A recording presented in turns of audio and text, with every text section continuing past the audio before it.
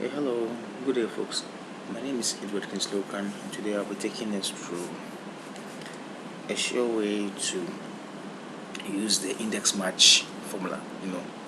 The index match formula is more like using the VLOOKUP, but only that the VLOOKUP doesn't return results that are on the left hand side of the lookup value, but they rather return results that are on the right hand side of the lookup value. So most often the VLOOKUP has this particular what will I say? They have this particular limitation when it's being used. But the VLOOKUP formula or the index match formula has a way of returning it. Either is on the left or on the right, it still returns the same results without giving you an error message. But before that, I want us to go through this simple exercise on how to work with lists. Anytime you are working with a list on Microsoft Excel, one thing you should realize is that human errors can set in where you can key someone in twice, especially when you are actually paying someone a particular amount, or especially when making a list for payment. So basically, before I personally use even any list, I try to search for duplicates, and it's not something that I do manually, but something that I used a tool in Excel to expose that they are duplicates before I remove them. And when you come on the home tab, you come to conditional formatting. Okay, conditional formatting, click on highlights cell rules. Okay, and these are like there are other subs to the highlight cell rules where it tries to highlight cells that are greater than a particular number. You try to highlight cells that are less than a particular number. It highlights cells that are actually in between particular cell range, number range. Try to highlight cells that are equal to a particular number. Text that contains a particular string. Okay, a data occurring, like all these ones, it has all these. But what we'll be using is the duplicate values. Okay, when you click on duplicate values, Excel tells you that all the duplicate ones are being filled with a light red field with dark red text, and you can actually go in there to change this color thing, but I think this one is okay and it's working for us. Okay, so click OK, and Excel will expose every duplicate in there. You see that all these ones were duplicates.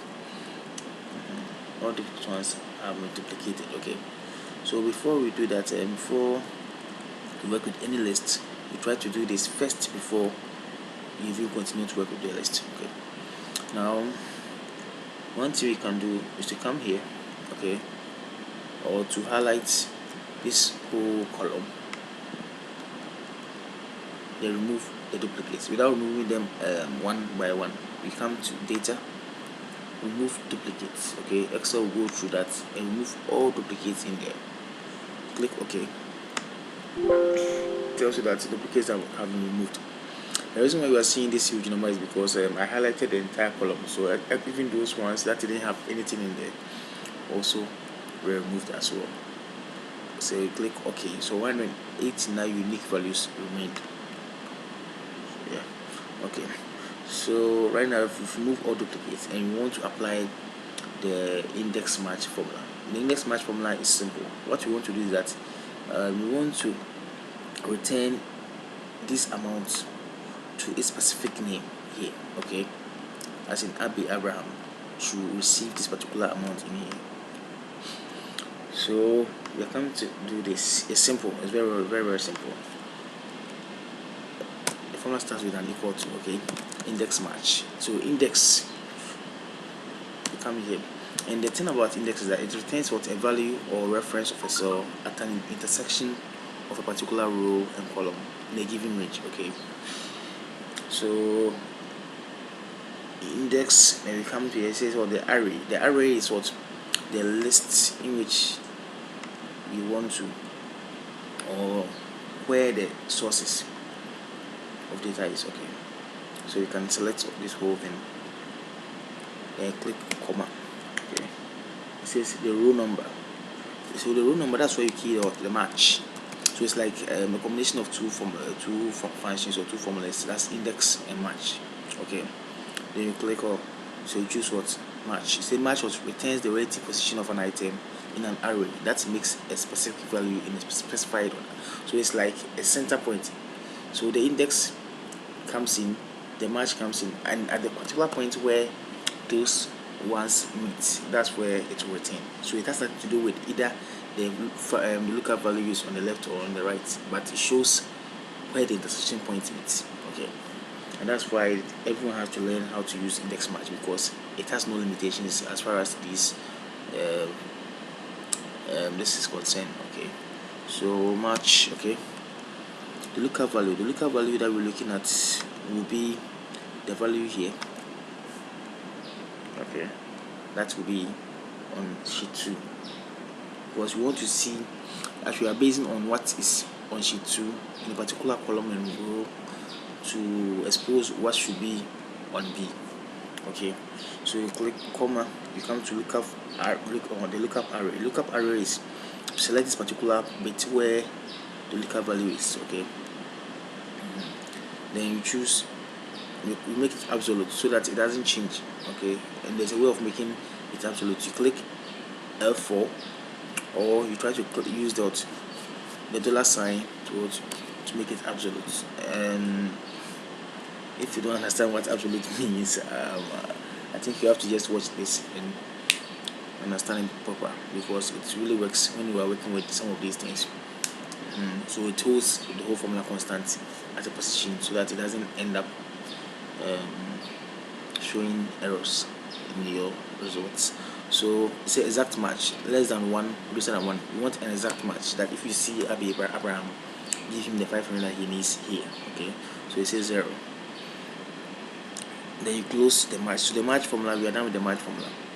So we come with comma again, and Excel is asking us that the index match formula that we placed, what should be the column number. So what we are saying is that anytime you see Abe, give Abe 500. So the amount side is the column number. Okay, so but here it's not about keying B, it's about keying the column number. Okay, so name is 1 and the amount is 2, therefore you key 2. Okay, so basically what this formula means is that the index match array, there was an array and there was a row number. The row number, we used the match to give us a row number. And again, we are saying that you should look at this column. So the index is actually looking at a row and column and where to match, and the match is actually giving us the actual row number that it should look at. So there will be an intersection point, and that is where Excel will reveal. Okay, so comma and 2. So 2 is the B column that we see here. Then you close this bracket and you key enter. So you can see that Abraham is showing 500 with that formula that we keyed in. We can head down, so use the autofill handler to pull it. Okay, to pull it. And interestingly, something happened. You see that this particular ones showed some errors. Dark Fifi. So you can come here to check on Dark Fifi. If Dark Fifi exists here, and what would the problem be? So you can see that Dark Fifi is not in this particular list. Okay, so Dark Fifi is not, but that's why it showed that not available. That's why it showed the not available formula.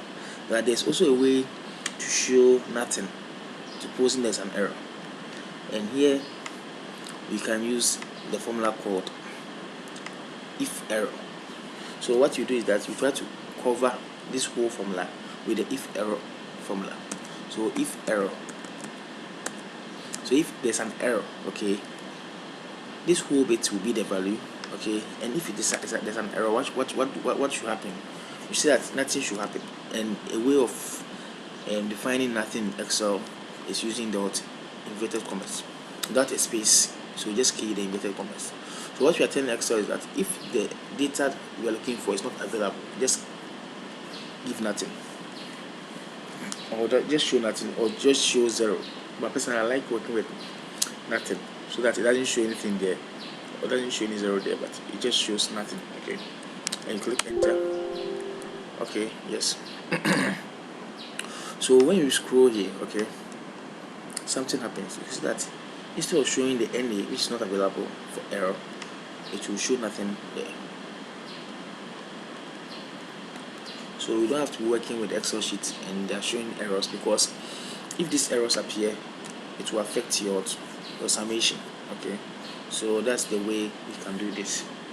We can fix these errors. So basically today we learned actually 3 things in just one video.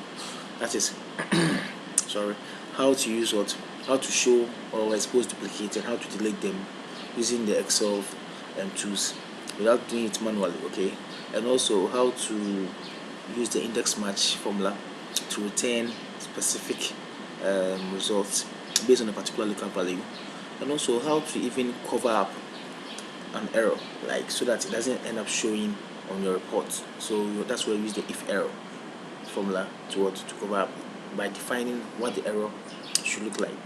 It should look like nothing or should look like 0 in a particular workbook or worksheet. Thanks so much for watching, and kindly subscribe to my YouTube page, Edward Kingsley Okran, and there'll be more of these ones coming on your way. Thanks, have a good day. Bye.